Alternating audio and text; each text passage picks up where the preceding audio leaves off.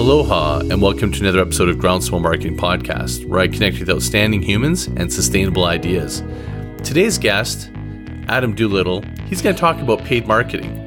I discovered Adam when I read an article that just absolutely caught my full attention called What They Don't Tell You About the Addiction to Paid Marketing. And I'll put the article in the show notes, but we go into it in quite detail about the proper mix for sustainable marketing between paid and unpaid, organic, and so forth. And just give him a little background. He's currently working as a program manager and strategist at Social Code. He's been growth marketing for well over the last 5 years, and working also with Geico for almost 5 years as well as the marketing testing and personalization lead. So we start diving into some of his real examples and his methodology, as well as his insights. And I think just hang on to your seats. If you're looking at using paid marketing, this is the episode for you.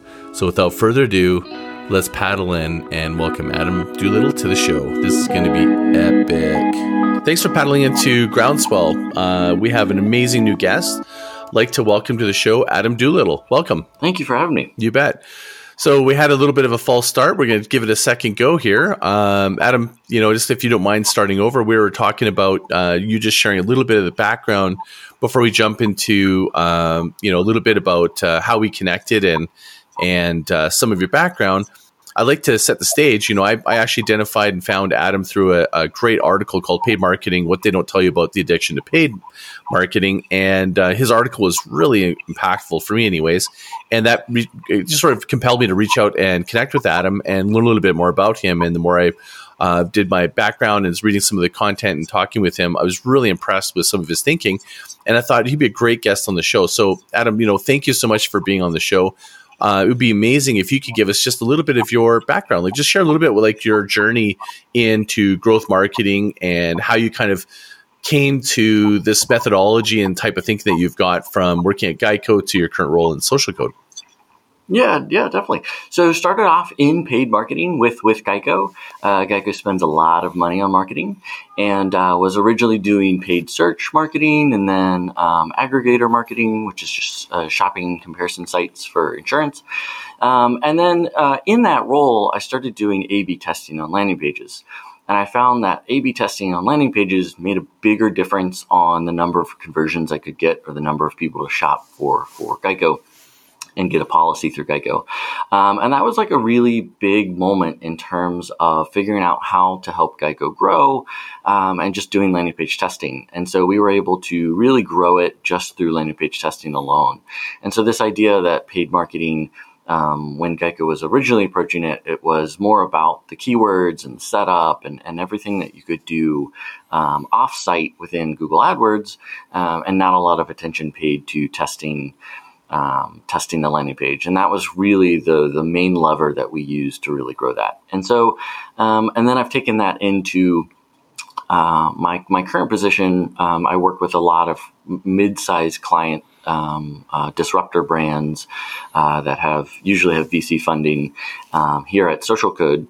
And we're trying to do the same thing, right? We're trying to get them to do paid, but we're also trying to get them to update their site, speed up their site, and create landing pages that work really well, so that once someone clicks on the ad, they can really get the most benefit from that traffic and convert the most traffic they can, and just make sure it's a very healthy way that they're applying their budgets across paid. And I don't think everyone really kind of connects the ad to the landing page as well as maybe they should. Interesting. So the crux of your sort of experience with this has been started with being paid, focusing on the paid, but you identified this opportunity in looking at the bottom of the funnel, or not really the bottom of the funnel, but the next stage of the conversion table. Mm-hmm. It was just it was based on trying to figure out, okay, we've taken the Geico search program at that time, as far as we could think to take it. And Google was giving us recommendations that weren't really going to move the needle from a volume perspective. And so we're trying to figure out, okay, how do we take this setup to the next level? And across all I think it was 1,500 different ad groups.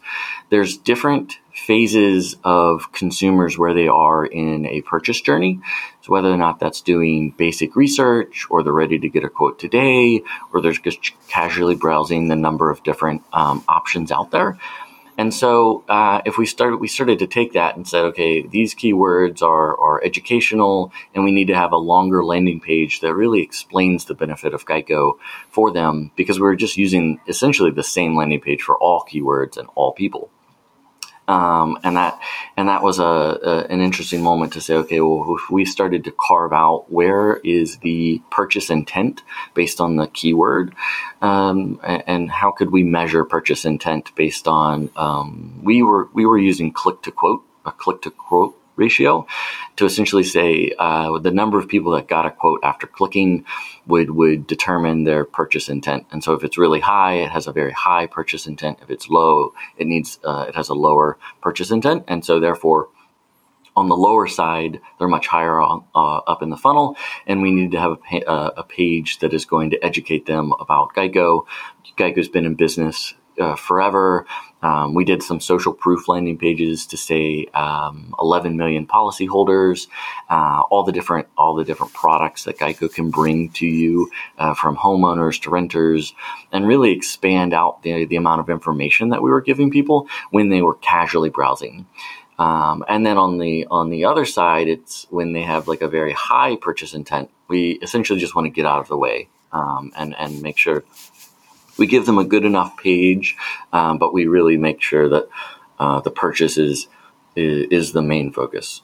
And so, based on that click to quote ratio, we were testing pages based on their purchase intent or assumed purchase intent to create pages that really spoke to their needs. And that was the biggest lever of growth for Geico for a while. And what's your take overall in terms of paid marketing? Like, is pretty much predominantly the growth marketing that you're doing is in paid, or are you doing a blend? So the majority that I focus on is paid. And I would say that overall, I've spent most of my career doing paid marketing. And only recently, with a number of clients that have started to think of paid marketing as, I would say, a magic bullet, has grown. And so the article that I wrote was like, hey, paid marketing is not really the only way that you can grow. And you need to have a solid base before you put on top of paid marketing.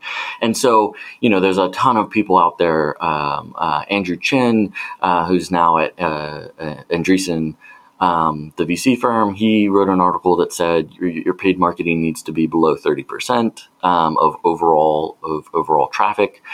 There's a number of other folks that are also kind of talking about this. And so talk about that a little bit. What do you mean by 30%? Can you just sort of give someone who's just listening, it gives them just sort of some way of sort of calibrating that? Can you kind of describe that? Mm-hmm. So, in either in your Google Analytics or your analytics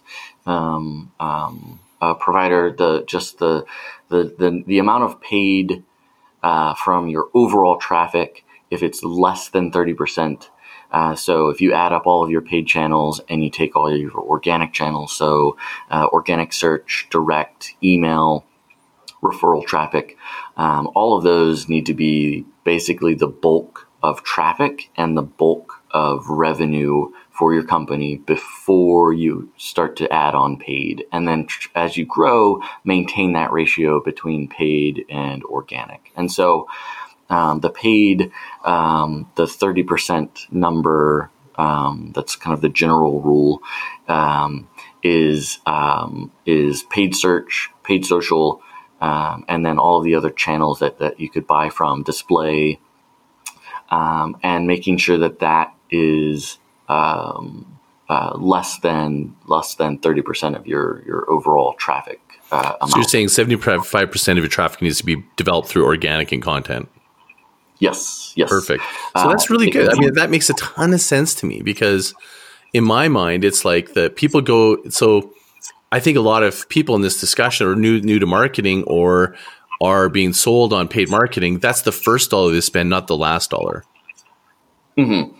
You'll see a lot of companies that will start a brand new company and immediately want to hire someone or hire an agency like Social Code, and assume that paid marketing is a magic bullet, and that you can basically set a new account up on Facebook and spend $20,000 and make $40,000 within that month. We have clients that do that, or that ask for that, and you're essentially trying to go from no foundation and build a massive building on that, and so it's going to fail, right?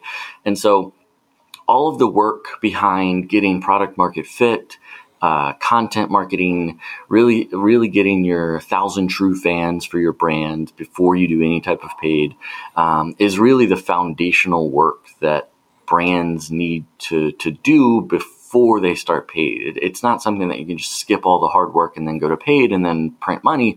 Paid is actually really hard to do, and it's even harder to do when you skip that foundational level. And so, making sure that you do making sure that you have a brand position that lands really well in the market, and that you're really solving a need out there that in a unique way. I would say that that's like beginning, and then you build on top of that, and you do content marketing, and you can do PR and get your name out there, and really build up the first block of raving fans for your brand. And that will really set you up well for when you do want to do paid, because you already have a really good foundation, and paid is going to take what you've built and really scale it.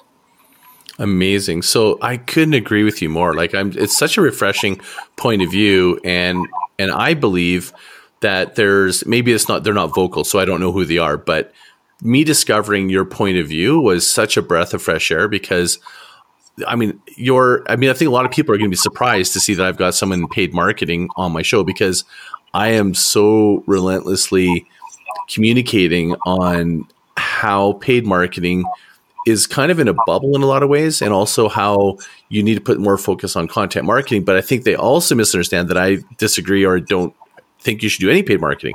It's exactly what you're describing. It needs to be on a foundation. And I just love that perspective. So, as we kind of talk a little bit more about that, one of the interesting quotes I saw that you put on your blog was, scale effects mostly against you in paid marketing. The longer your campaign runs, the less effective they become. I couldn't agree more. I'm curious what your experience and what you think on that comment from Andrew Chen.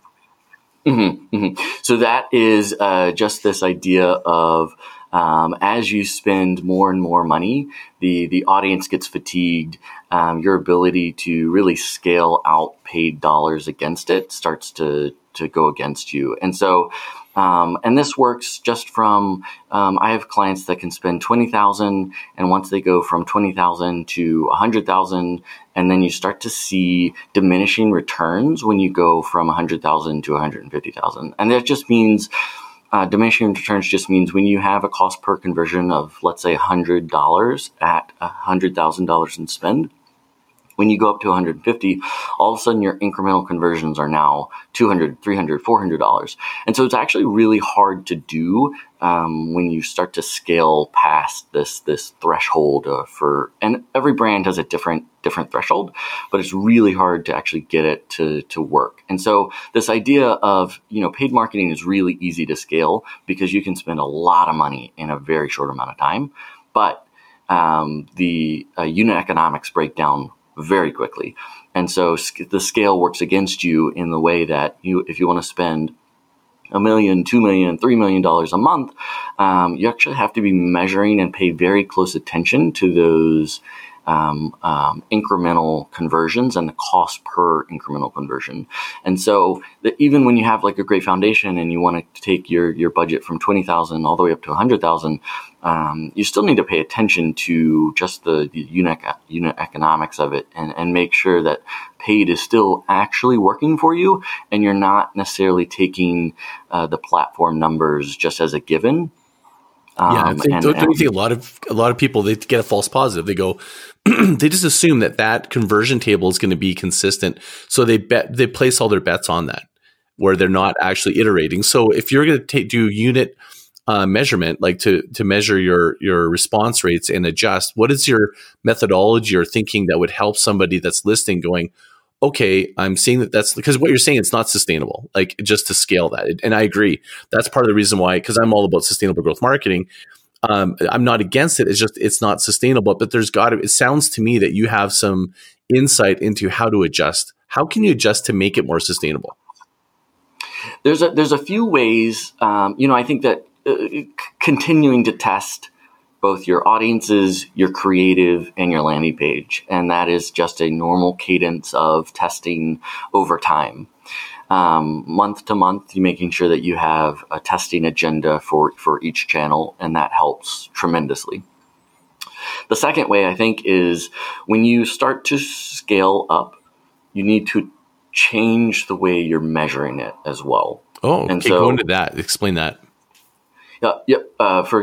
So let's go back to the brand that's spending $100,000. When they want to go to $400,000, let's say at $100,000 they're using the Facebook Pixel platform numbers that will tell them they're spending $100,000, they're getting $300,000 in return, which works at a smaller scale. When you move up the scale, you need to start thinking through the ways to measure it in a way, whether it is a holdout group, whether it is a geo test, a matched market test, and start to verify the platform numbers that you're actually seeing in the platform are actual reality when it comes to your brand. So, for example, my favorite way to do this is a holdout group. So now you're spending $100,000. So just so someone's listening, they don't know what that is. Can you just go into each one of those groups and just describe it so that people can go, oh, okay, I get that. Mm-hmm. Yep. So a holdout group is usually 95% targeted, and you have a 5% that is untargeted, and you can use what's called a public service ad or a PSA ad, and you're targeting 95% of the population of your target audience, and then you have a 5% holdout. And that is going to verify the platform numbers are actually generating the revenue that they say they are. So if the 95% population group, targeted group, is giving you a 3x return, but your holdout group also shows a 3x return, then there's no real incremental difference between targeting and non-targeting your audience, and so therefore you're spending money and it's not actually generating the sales. And so this is a really good way to cut through some of the Facebook or even Google's platform numbers that are saying, oh, you're getting 6x return on all of these dollars, you should spend more. And when in reality, there could be very much like a setup to where based on your holdout group, there's really no difference between targeting and serving ads and not serving ads. And so therefore, you might as well spend that budget elsewhere. But usually what happens is you'll start to see, okay, I'm getting a 4x, 3x return on my targeted ads, and I'm getting a less than 1% in my holdout group. And so then you just subtract the difference between the two, and that's reality is where the revenue driven from the actual ads versus non-ads. And so that helps you really figure out and triangulate where's the real benefit to these ad dollars to the actual business and revenue generation for the business. Interesting. And do you have like a process where you follow first, like say, A/B test messaging, A/B test imagery, A/B test landing page? Like, do you have sort of a rule of thumb for somebody if they're listening as in terms of a methodology, if they're going to go through that once they've got the foundation, they're looking at their groups and they want to test and iterate? Do you have like sort of like a tried and true sort of approach, or is it different by client?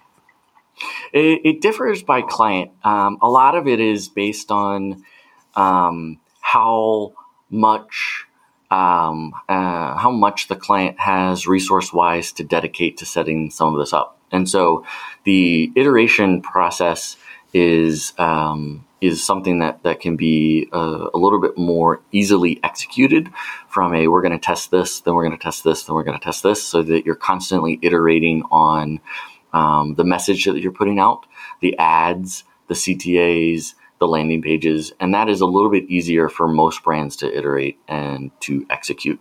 It's not easy just from a consistency standpoint, because you'll find that as you start to test, the winners become less frequent.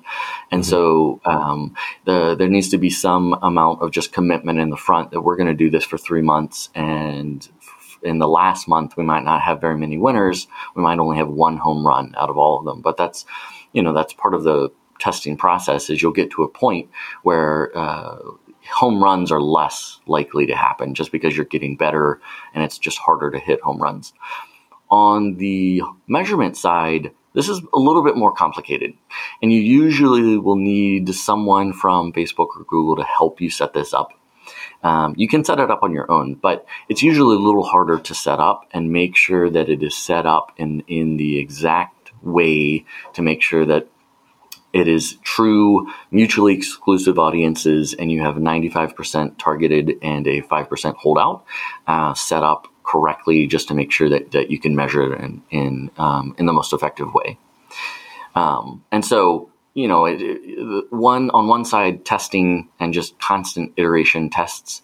Sean Ellis and the growth hacking book, he has a really good process for scoring the number of testing opportunities at each stage of the funnel. And so I've usually tried to get most brands to adopt a version of that and say, is that the ICE impact, confidence, ease? Yes. And that is just a score to say, these are all the tests that we're going to do. We're going to test this creative with this audience, and we're fairly confident, and this is really easy to do. And so that gives you a very good testing schedule, and you can start to schedule those like on a weekly basis. Hey, this is like our next test. And that makes it super easy to make sure that you maintain your testing cadence. And then make sure that there's a good balance between testing ads, audiences, landing pages, and other aspects on your site, so that there's a good tie-in between paid and site experience. In a lot of brands, unfortunately, paid marketing is siloed away from the site architecture team or the engineers. And so for a lot of my brands, it takes a lot more effort to go and do the site experiences, just because it's so siloed. Paid marketing is seen as, you need to do paid marketing and just stick with paid marketing. And just push to a page, as opposed to actually do the final piece of testing, which is the landing page testing that you found all that great insight. Right. And so some of my clients, it takes a little bit of work to partner with the engineers and to really bring us or your partner in, just to make sure there's a good partnership between marketing and the engineering staff, and just to make sure that there's some testing that goes on from the landing page experience wise, because it's such a big, important lever for paid marketers. And so, you look at for a lot of, go ahead. For other clients, they have a dedicated team of engineers, and so those teams are very high tempo tests, and those are the teams that usually see CPA fall the most, is when you have a dedicated resource dedicated to paid marketing tests that you can do, and you can move a lot faster. Right. Do you see any correlation between so, for example, like someone's social channel and website, and the content they're producing, and they go out and they spend money on trying to create a brilliant ad with an agency and do everything right, but yet when there's someone's actually responding to the ad, do you see any correlation between lack of response rate in, if it's not either the ad copy, ad content, it's not connected in terms of right branding or even messaging or anything of that nature? If it's, because I think some people think if you just have a good ad, who cares? Like, the ad should do the work, and then the site is the site. I have a theory, but I'm curious to see what your experience has been in helping people kind of really understand the harmonization or the maximization benefits of your paid campaigns to all your social asset or all your digital assets. That's a really important part. And very important point is, as you are creating these tests, to have in mind copy and creative that you're going to test, and you're going to measure the differences in response rates based on those combinations. And so I've worked with a number of brands, and they have very particular, we want this image to have a purple background, and we want to say this, and it's somewhat disconnected in terms of a good shopping ad says, this is what it is, this is why it matters, and this is why you should get excited about purchasing from this brand. And I feel like a lot of designers and a lot of design teams create these beautiful ads, but there's not a lot of action behind those ads. And so there needs to be, in conjunction with all of your other tests, an idea of, we're going to test these value props. We're going to tell people why our product is the best for them at that particular moment, and why we stand out in the marketplace, because it's so competitive out there. So when you're testing the creative and the copy, it's not good enough just to have a very beautiful ad, and you can go out and you can spend a ton of money on this beautiful video creative. And if it's not driving action, in my opinion, it's not a good ad, right? An ad is there to create demand, and you can measure that lift in demand by the number of purchases from that ad. And so there's also a huge missed opportunity in most brands, because they can test messaging so much easier on Facebook and Google, and you can get statistical significance much faster on a piece of copy, creative, an image, and all of those combinations. And then you can take those learnings and you can weave it into the site. And then you're one step ahead, and you already know exactly kind of what works and what your audience resonates with. And then when you want to A/B test the landing page or the site or the homepage, you already have like a really good understanding of what your audience resonates with. So, I think that I don't see as many brands do this, and I wish they would, but taking images from ads where your audience already responds to those ads, and then testing those same images on your homepage, and measure the lift in sales from your homepage or your landing page or your product page, or even the product feature on the product detailed page right before people add to cart, testing those images, because the audience responded to it. They clicked, they viewed it, they purchased directly from that ad. And there's sometimes a disconnect between, no, that is a piece of ad creative, and we're not going to use it on the site. I feel like that's such a waste of great imagery. If it's responding well and it's landing really well with your audience, that's like a perfect opportunity to weave that into your site and get a massive win out of it. And you can test it so much easier in the social space, in ads, and really figure out, okay, what is most impactful from a conversion standpoint for our audience, and now we know, so we can weave that into our testing cadence on the site. So let's reverse that then. So I noticed there's another quote again by Andrew Chen, where he's like, addiction to paid marketing get you in a local maximum. It's much harder to fix the underlying issues, creating real moats, product differentiation, going deeper in ad tech integration. So when does it actually go the other way around, where the ad is actually, it's serving a result, but there's underlying issues, like you said, like the landing page, you're not aware of making those adjustments. When have you seen that being you're not actually seeing the real issue that you need to go back to? Like, for example, you've got a cracked foundation, like you need to fix that. Like when does paid marketing almost like mask that and give them the false illusion that their foundation's great when it's really not? That's a good question. Usually, paid dollars can mask those really well, because you see the returns and you get really excited about the amount of revenue that you're generating. But you can also look on the back end and you can see return rate. Is my return rate like 30%? Are the site reviews starting to fall from 5 stars down? if it's a physical product and it's apparel, the number of reviews, hey, this didn't fit, customer service was terrible, all of that is really going to affect you long term, even when the paid dollars can say you're getting a 4x return. And so the actual physical return rate is something that you can watch, and if that's increasing, major red flag. The site reviews, or even just reviews across the web, if those are starting to dip from 5 stars down to 3 stars, you have a problem.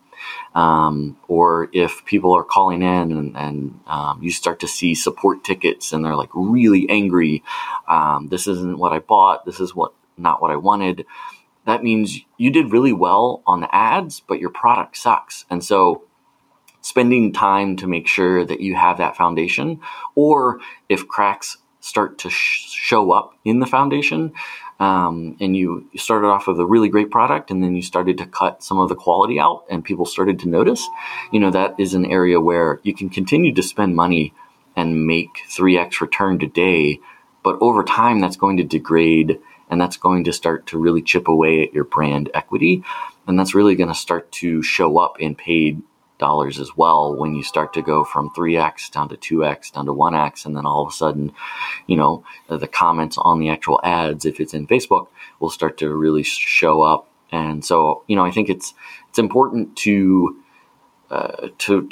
make sure that paid isn't in a silo and you're not thinking of paid as the end all be all magic bullet. That's amazing insight that you're just explaining there, because a lot of people just view, if I'm getting my response rate conversion tables, then it's a go. But if they're not looking at the correlated data, like the things you just mentioned, from reviews to returns to repeat visits or whatever, or average sale price return, then if you're looking at that, if you don't pay attention to that, maybe potentially changing by decline, you are basically effectively just putting more water in a leaky bucket, and that's not sustainable. No, not sustainable, and it will eventually come out to bite you, and even the paid will start to really deteriorate slowly. So we're hearing today, like, there's a lot of stats, like it takes 14 or 20 or 30 interactions before someone will respond to an offer. And I'm curious what your sort of experience has been, and I guess sort of to that is to talk a little bit about retargeting. What's your sort of take on retargeting and both those two issues? I think on the first issue, the amount of impressions it takes to get someone to buy, I feel like it is both true and not true. I do think it takes a little bit of time for people to familiarize yourself with a brand and to feel comfortable buying from a brand. However, if you have great creative that speaks to the value prop, speaks to the need, and really speaks to your audience, there's ads where you can see it once and you're like, wow, I really need this. This is exactly what I've been looking for, and you'll buy. So I feel like in some cases, yes, it takes a little bit of time to get people comfortable to buy from you. However, if you have very generic messaging, it's going to take 14, 15, 30 impressions before people figure out exactly why you exist as a company. And that's a wasted opportunity to shorten the amount of time it takes to purchase. And you can do that through testing the copy, testing the images, and really figuring out what your audience responds to. And all of a sudden you can take that down from 14 impressions down to 3 impressions or whatever it might be for your brand. And just to make sure that you're not buying into the marketing world's description of, it just takes a lot of impressions before someone gets to buy. I think that's like somewhat of a lie. But I think there's a balance between those. And then, and you can probably serve up, like, with content and with, like we said, the foundational, if 70% of what you're doing is content or messaging and different ways that are not necessarily paid, that a lot of that work is being done there anyways, correct? Yes. So content is a great place to really explain why your brand exists and how you differ from all the other options. And that helps people make the decision faster, and it makes the decision easier on them. And so that piece can be done really well. The other place it can be done really well is email. And a lot of people think email's dead. You start to see click-through rate decrease. You start to see just like less response. And so you assume that email as a channel has slowly died off. But that's not true. A lot of brands still get a fair amount of traffic and sales come from email. And so you can also tell your brand story through email, why you exist, the story behind your brand, all of the great customer reviews, and you can do that through email very effectively. And you can help reduce your reliance on paid and trying to tell that story through paid impressions if you do it in email or on the site or content and or content marketing. And so when you start to pair those together, email, content, and then just general site,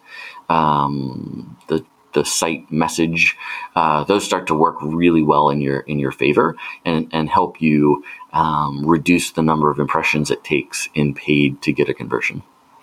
I love that. We get the reality of recording from different places. That you're calling me from New York. I could hear those horns in the background. I was gonna say to you, what about retargeting? Like retargeting is that like, what's your take on that? I mean, my opinion is that it's like browbeating, but is it effective? Yeah. It can be very much browbeating. So, I have some clients where they were with another agency, they come to us, and all of a sudden you start to look at their historical frequency rates, and it's like 30, 40x, and you're like, oh, man, you are like beating your audience dead until they purchase. And that's like not a great experience. And there's ways to reduce the frequency and still get the same return. So you can cut that frequency down and still get the same number of conversions. And this is another way that you can do the same holdout group on retargeting as well, to where, you have 0 to 30, 30 to 60, whatever your audience size is based on the time since they last visited the site. You can start to do a holdout group within that audience, and you can start to do, okay, where's the frequency overkill happening? And so we've cut it down from something like 30x down to like 6x, which I still think 6 times seeing an ad on retargeting, which is a very qualified audience, is still a little aggressive in terms of getting someone to buy. But the returns are usually higher in retargeting. It is fairly easy to get a 4x or 5x return on retargeting and not do that much. And that's why you see brands just take it from like, let's take as many ad dollars as we possibly can and put it into retargeting. And I feel like that's missing out on an opportunity to speak to your audience in a way that's a little bit more unique than just, you saw this purse, buy this purse, buy this purse, buy this purse. And you can start to weave in all of that brand messaging and do it in a way that you still get the performance, but the frequency is less, but you're also taking that opportunity to speak to them in a little different ways. And so there's a company that's doing some really cool things called Shoelace, and they do exactly this. They talk about reducing the amount of impressions on retargeting. And so that you don't need a 30x, 40x frequency, you can have a much less, and you can tell your brand story, and you can still get the same conversions. But overall, you'll probably have a better customer journey. And if you have a better customer journey, you're going to have a higher lifetime value for the customer. And so let me just understand that. So on the retargeting messaging, is it the same message just displayed again, or are you able to change up? You're still utilizing retargeting, but is the messaging changing at each interaction? The message, I would say you can change the message based on the purchase intent and the time when they last visited the site. So for example, if a group of people were on the site and they went all the way to add to cart and it was 30 days ago, you can weave in, hey, this is the bag that you viewed, but you can also weave in all of this is how our bags were made. They're handcrafted in Italy. Come watch a video of us going through the entire process of making this bag.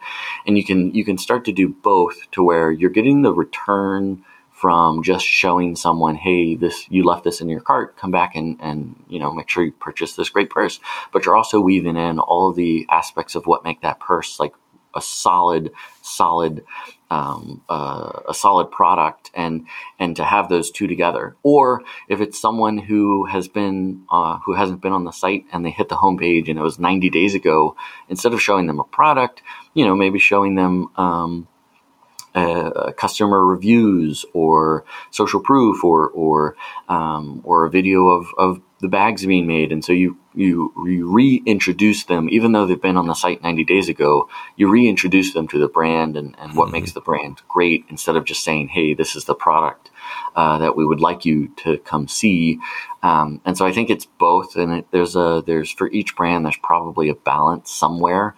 And so making sure that there's a way to test what is the right customer journey for my brand, how many impressions for a product is it going to take, and what's the most we're okay with, and how can we also weave in our brand story in a retargeting world, and so that we're not beating people over the head until they buy with ads, clogging up their news feed with the same purse that they've seen for the next 90, 180 days. I think it's a missed opportunity to really create a relationship with your audience that was very engaged at one point, and to make sure that there's a reciprocal aspect to that relationship, to where you're giving them value, whether it's like interesting content or interesting ads, but it's reciprocated in terms of they're also more and more interested, and they're more and more likely to purchase from you and stay a customer for a long time. So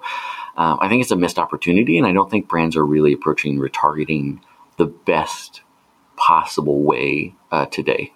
Is that because maybe it's not the brand's fault? Maybe it was this, because I think there's a massive, just pervasive challenge with a lot of marketers that just are lazy. They just want to do what's easy. It works. Let's just retarget, repost the same. Like, for example, like an event. So you see an event and you see the same ad for the same event. If I happen to go to an event site and it's like, I see the exact same thing. And I think a lot of it has to do with just pure laziness or lack of understanding of a strategy that would maybe do that, because they're, in that particular case, they're not going to, the customer journey is like a one-time event. Is it possible with retargeting that you could go, hey, we're going to retarget this audience, but I'm actually going to hit up a different message? Like, is there either a system, or is it just a matter of retargeting and only doing a retargeting campaign, one or two messages with that, and then just change the messaging? Or is there something that will actually change it so that at every retargeting moment, there's a different message?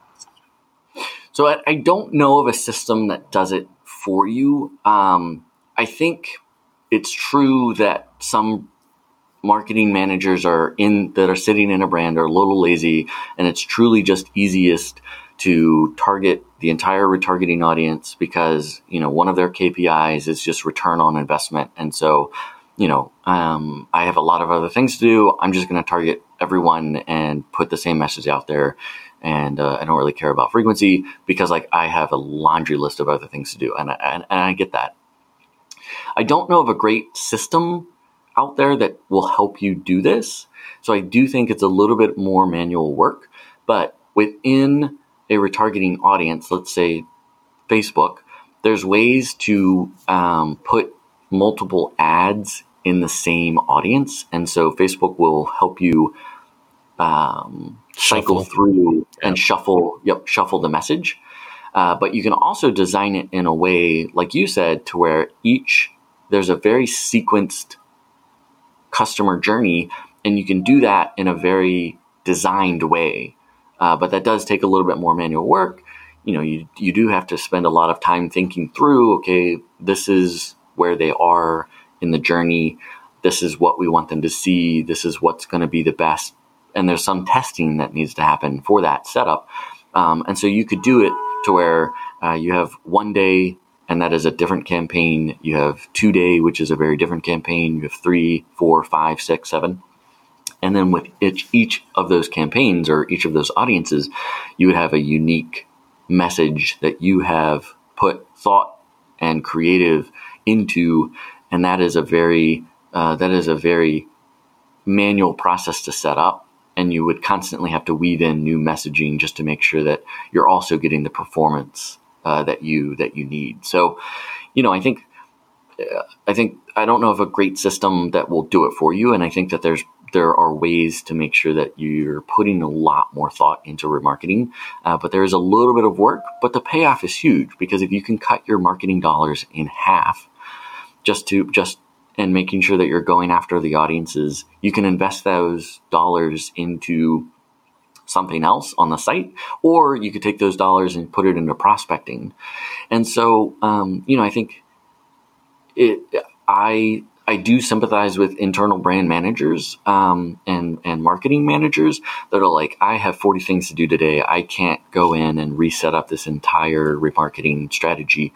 Plus, performance might dip, and then my boss is going to be pissed. So I do sympathize with that. And I think there's ways to take an incremental approach to fixing remarketing for your company or your brand, and to do that in a way where performance doesn't dip, but you're getting longer term benefits out of crafting a better customer journey. Well, I think the point you're raising is there's a difference between good, great, and outstanding, and at the end of the day, if you're looking to getting those, because I think a lot of people, they benchmark against all these great case studies. They don't realize that what that case study is against somebody that's been unbelievably outstanding. They've done all these things where they've understood their customer journey. They've made messaging, and they've got their foundation all in place, and that's why they're able to get that result. But yet they point to those case studies going, well, why are we not getting those results? And I think that that's one of the problems in our industry that we have, is we're pointing to stuff that is you're looking at that campaign as it's on its own, but you don't realize all the foundational work or the testing that went behind getting that. And I think, what's your take on that? Because that's got to be frustrating when you're going, look, part of us getting you there is the journey. And that's a process, as opposed to, if we don't get there on the first take, that doesn't necessarily mean that we aren't improving. It's just like, do you see what I mean? Like, there's like, I think the marketers and agencies that are always shining their best example, they aren't really explaining or expressing the process that got them there. Mm-hmm. What's your sort of take on that? I completely agree. You see a case study and you don't see all the work that went behind that case study. You just see a headline number and a brief paragraph of how we got there, when that glosses over the amount of work that it took to get there. Social Code wrote a case study, and I worked on it. We worked on this brand, testing a number of different audiences, so many different audiences and ads for an entire quarter. And then you create a case study. It's one page. It says a 400% increase in ROAS, which was true, but you just didn't really show them the amount of work. So there is a lot of work that goes behind the scenes to really set it up in a way. I think Tony Robbins gives an interesting story around the difference between good, great, excellent, and outstanding. In today's world, all of the returns flow to outstanding. It's a winner-take-all world, but the difference between excellence and outstanding is really only 2 millimeters. If you think about a great golfer and an amateur, the face and the angle at which they hit the ball is really only 2 millimeters difference between an excellent golfer and an outstanding golfer. The outstanding golfer wins all of the money. The excellent golfer will win a fair amount, but the returns flow to the people that are willing to do the 2 millimeter difference between excellent and outstanding. And it is work, but the payoff is so much larger when you agree and commit to that 2 millimeter difference, and you're willing to do the things and the small differences in setup to make sure that the payoff is there, and you get that massive payoff when you reach the excellence and you go into the outstanding category. Oh my God! Did you know that? So have you gone to a Tony Robbins event? I have. It's been a number of years since I've been to Unleash the Power Within, but I love those events. Yeah. So I don't know. Did you know that I'm like a plat partner with Tony Robbins? I did not. That's awesome. Oh, yeah. So when you're saying this, I'm going, oh my God, you took the words right out of my mouth. It's like letting you roll because it was perfect. That's exactly right. That's my point I'm making, and you made it perfectly. It's like that's what I think people need to understand is like to do this level of sustainable marketing. The difference between good and excellent is rolling up your sleeves, and you have to just 10x down and buy into the total outcome and focus on your North Star in a way that you're congruent and following through, but you follow through the process. It's like training for an Olympic gold medal. Like that to me is what people are missing. They think that they can just show up and put things on autopilot and it should just work. They don't understand that the people that are actually making money in a sustainable way and leveraging paid, they're not just going in just doing paid and everything's on autopilot. They did all this foundational work. They're testing, they're trying, they're iterating, and then they're taking a step further. They're doing these little subtle adjustments to get to this point. And that is what I think is missing in the messaging in today's sort of marketing world and where paid marketing fits in within that for sustainable marketing. Don't you agree? Completely. And the platforms are probably helping this narrative get passed along is, hey, just hand all of your dollars over to us and we'll take care of the rest. And they have an incentive to do that. So I understand. But yeah, when you see great companies that are growing at such an accelerated rate and you see they're paid and you're like, well, of course they're growing that fast. It's paid. It's like, no, it's not paid. It's like everything else.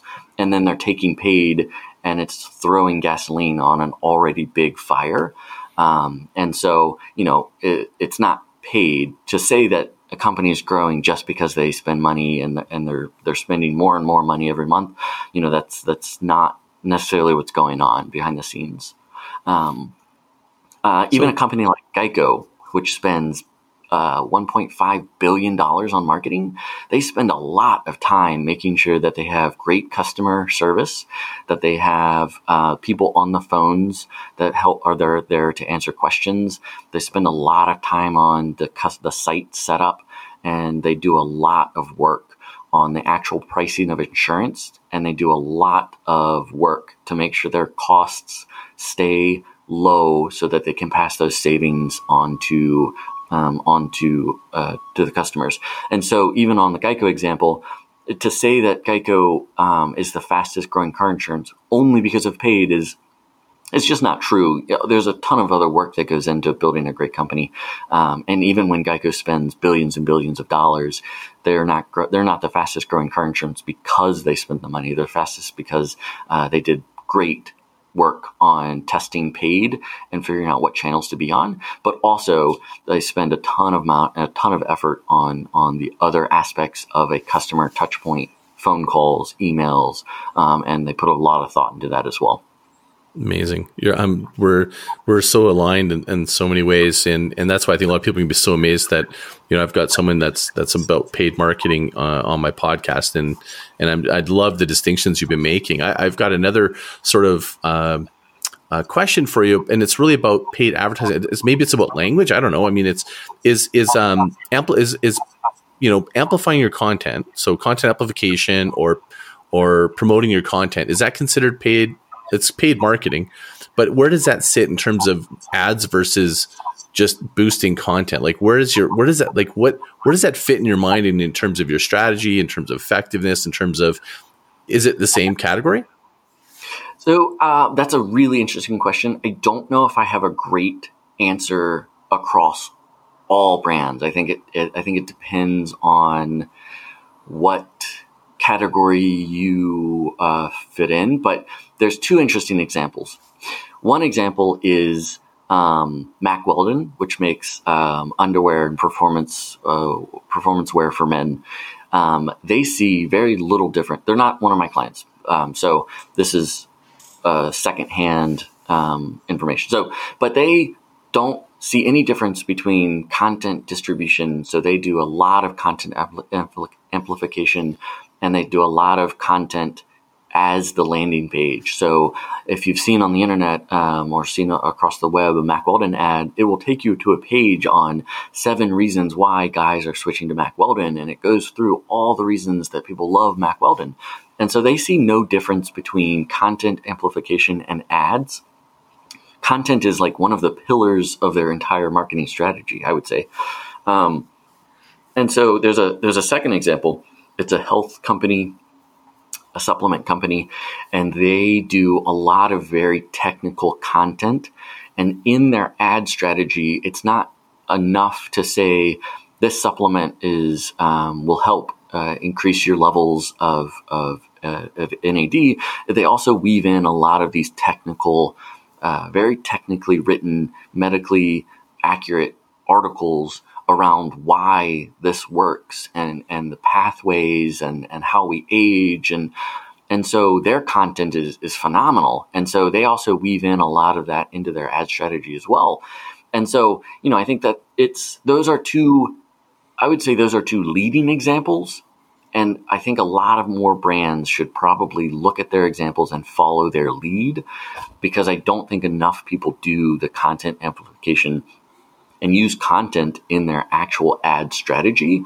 Because I think taking an ad and educating someone and using content to educate them is so much more effective in a lot of industries than just saying, here's the best bag, customers love this bag, here's the product, add to cart.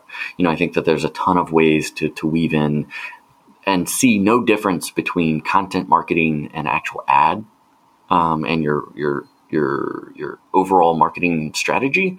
And I wish more brands did it.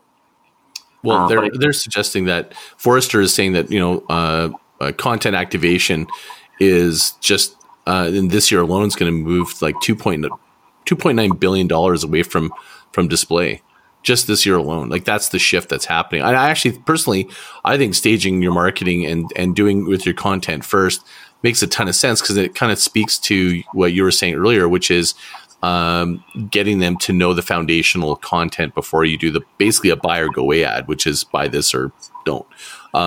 You know what I mean? And it gets them, like, first, if I use the example of the event, gets them to know either the content, the person, or if it's Tony Robbins, gets them to know a little bit about the subject matter before buying a ticket. So it gets them a little bit more leaning in, buying into the idea of like, hey, maybe this is something I need to pay more attention to. I'm kind of, I actually think that is, in my own opinion, this is my own opinion. I'm curious if you disagree or agree, that I think content application, it is paid, but I think it's a different category, because you're educating, or maybe what's your opinion about, paid content that has value, meaning, you're doing an ad to promote a webinar or an ad to promote a giveaway to, an ebook or something. Like, to me, that's, instead of it being an ad to just buy, it's an ad to do or to connect or contact. Mm-hmm. I would agree that it's different. It's a different category, but potentially the same desired outcome. Yes. And so it's, I think that there's ways where you could, even if it's a different category, still have a very strong pillar within your overall marketing strategy. I think the second thing is that you mentioned is the difference between buy and do. There's a ton of opportunity for brands to get someone to take an action, whether it's a webinar, sign up for the email newsletter, and not even go into, okay, now you did this, sign up and buy our product. Like right now, when you think about building relationships and making sure that you have like a view of the customer journey, you don't go on a date and say, okay, now we're ready to get married, right? You go from, hey, we want to take these small steps towards building a great long-term relationship.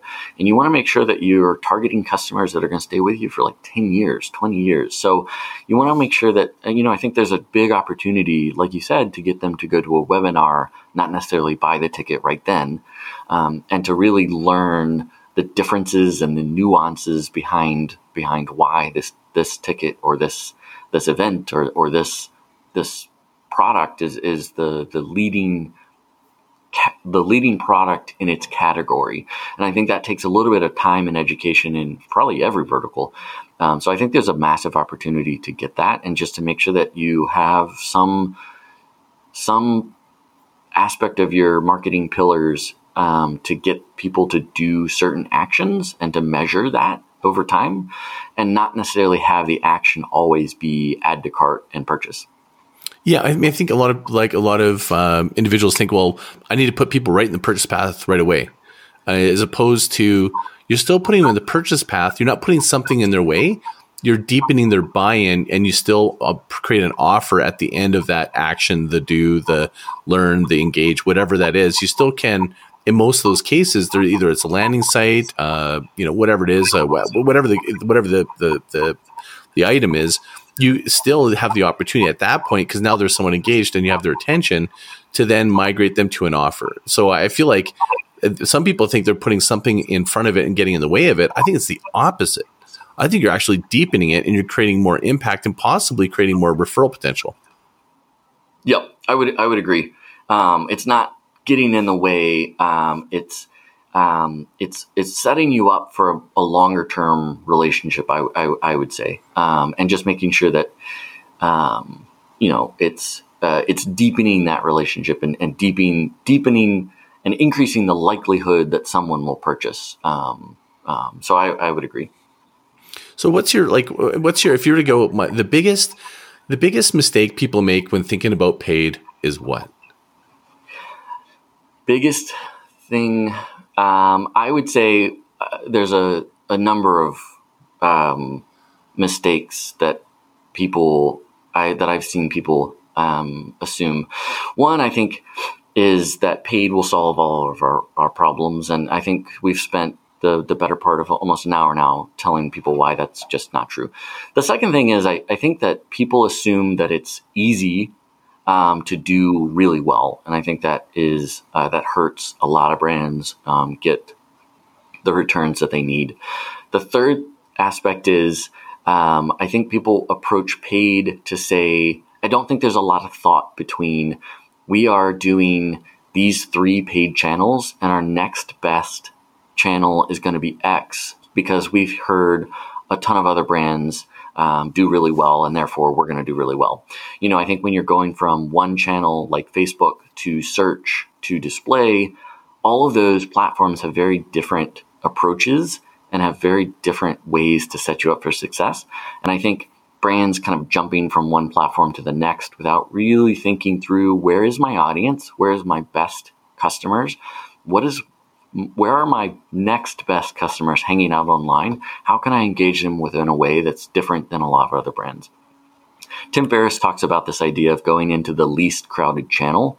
And so I think that brands sometimes go into the most crowded channels because they see the most case studies from those, instead of taking a step back to say, where is my best next set of customers living, breathing? Where are they online? How can I target them in a way? Instead of going, okay, well, we're doing paid search, we're doing paid social, now we're going to do display, and then we're going to do Twitch, and then we're going to do TikTok, and then Pinterest, and then we're done.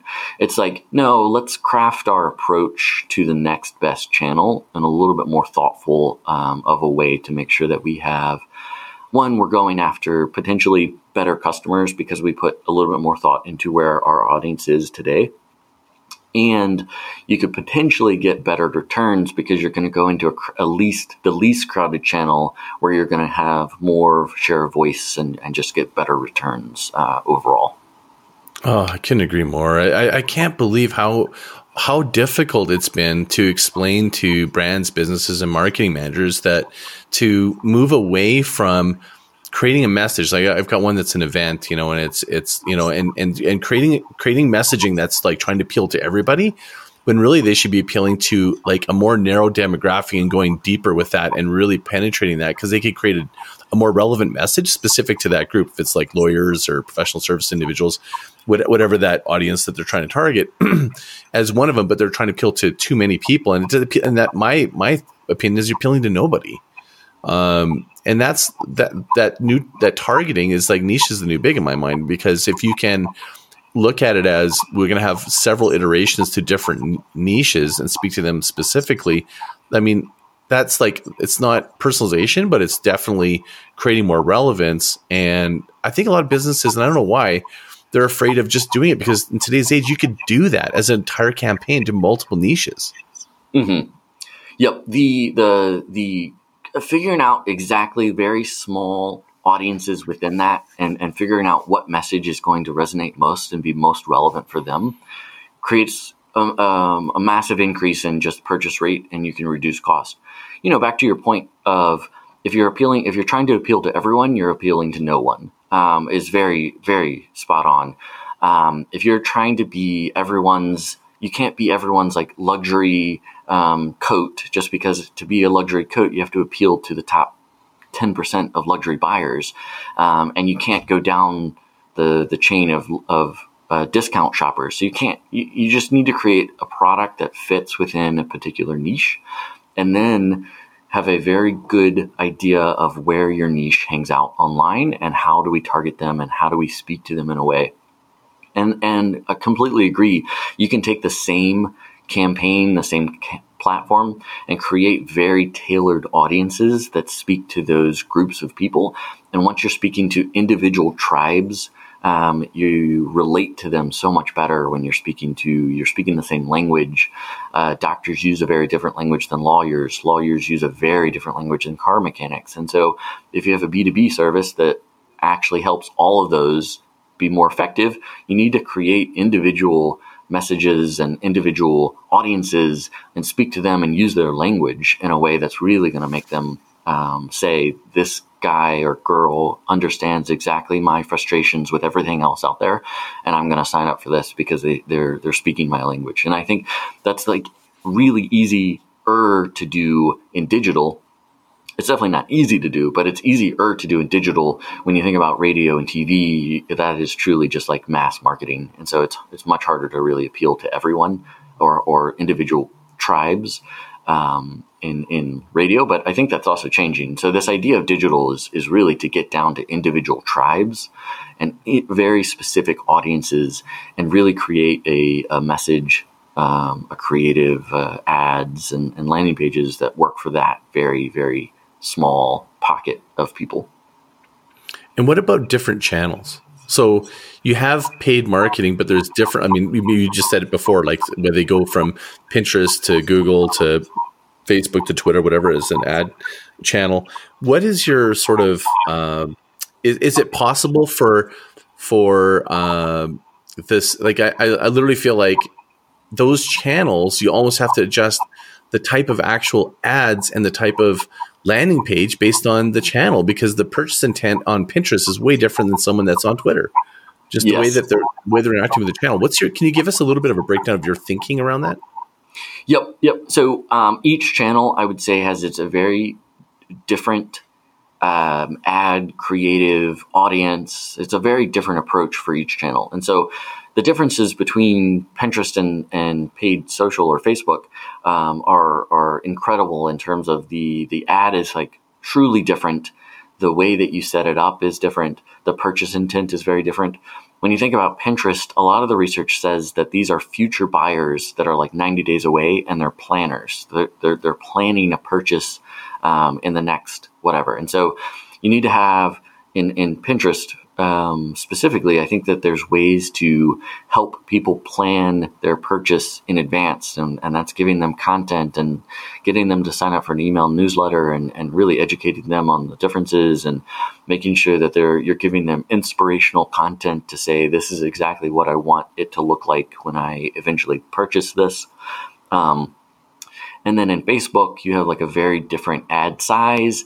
Facebook, when you approach it, there's actually 8 different platforms within the main platform. And so to create images and create content that works well across Facebook, Instagram, WhatsApp, the network, Facebook Messenger, and so all of the different placements that you can buy within Facebook, you also need to tailor the creative to those as well, right? The people that are on WhatsApp are very different than the people on Facebook.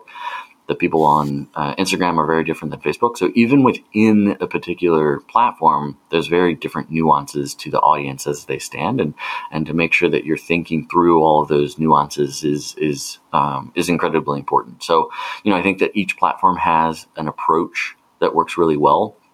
And when you think about the approach and the nuance differences between each platform and how does this fit in with my overall marketing strategy, and really put some thought into it.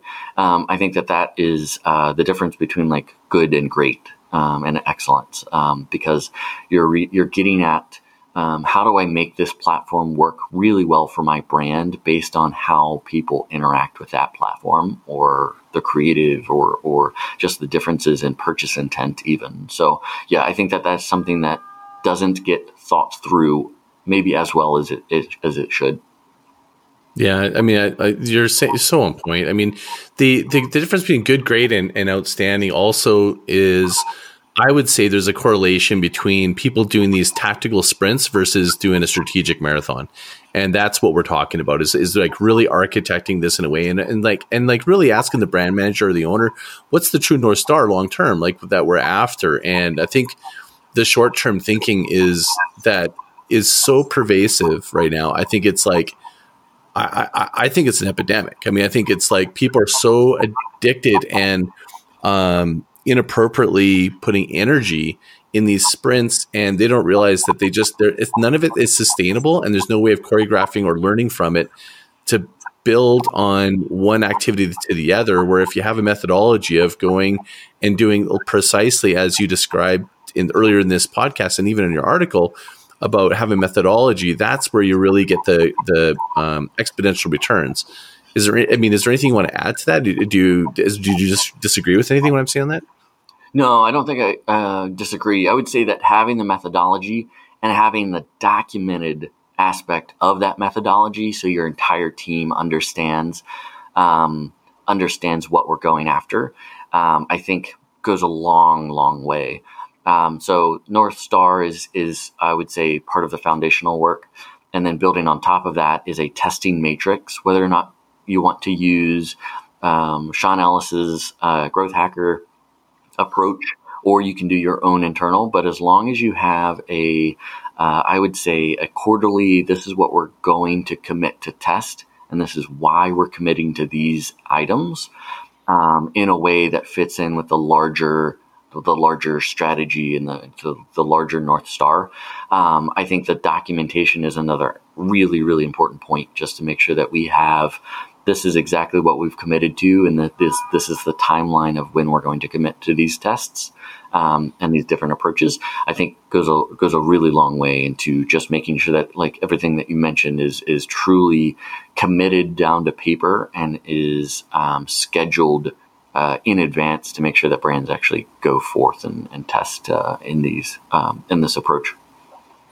So to wrap up here, it's like, thank you. I mean, that's I'm so happy we made this podcast happen. It's like, and you got my attention with this, just amazing headline, paid marketing, what they don't tell you about the addiction to paid marketing. And the fact that you've written it and you are in paid marketing is what lends so much credibility to this, because you've taken such a balanced approach. What I'd love to end on is exactly the same thing you ended your article. And I'll put your article in the show notes, because I think everybody needs to read and follow you on your blog. And I'd love for you to kind of just quickly describe what's the fix for paid addiction. If you could describe it, when you go to the blog, you'll read at the bottom, but could you expand on that, or kind of give like sort of a verbal sort of explanation of like really understanding what's the true fix here? And I think a lot of people don't understand that, understanding the conversion rate at different stages and how it can affect your revenue. It'd be great if you could kind of walk through just to wrap up that sort of thinking. Yep, absolutely. So in my mind, the fix to paid addiction is testing, because when you go out and you test, you actually get results back that either confirm that you are on the right track, or they disprove what your original assumption was. And so this idea of testing across the entire funnel, whether or not it's testing ads or actually testing landing pages, which I think makes a bigger difference.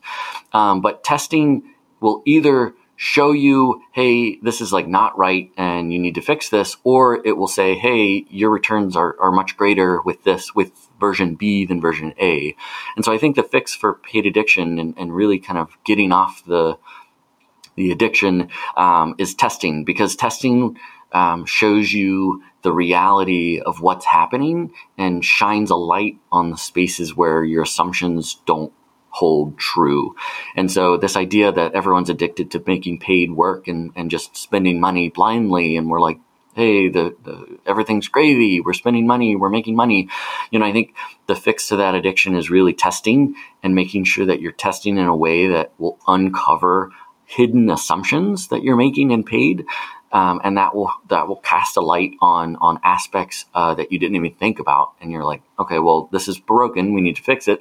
And it's going to make your company, your brand, so much healthier over time is as you start testing.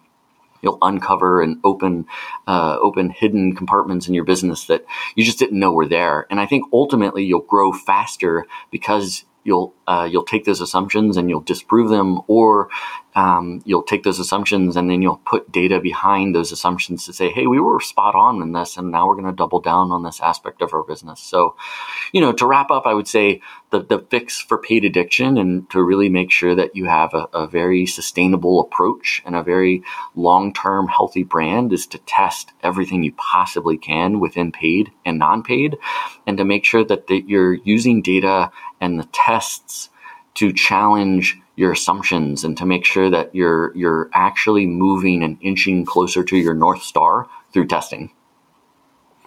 And I would just, that's amazing, like great wrap up example. And maybe what I would add is just, for the sophisticated people, that this is going to be obvious, but for someone has never done this, like really, I think putting your tables, like what your visitor traffic versus your conversion rate versus lifetime customer spend and your revenue, and being able to make correlation between your ad campaigns and those, and seeing what moves it, and really focusing on those conversion rates at the different areas, like you said, from your A/B split tested ad, or definitely the landing pages. I mean, that right there is where I think a lot of people, if they just actually if you're an entrepreneur that's doing this on your own, if you really start thinking, I think, in how you actually organize that, so it can help you actually do the math to figure out what the differences are.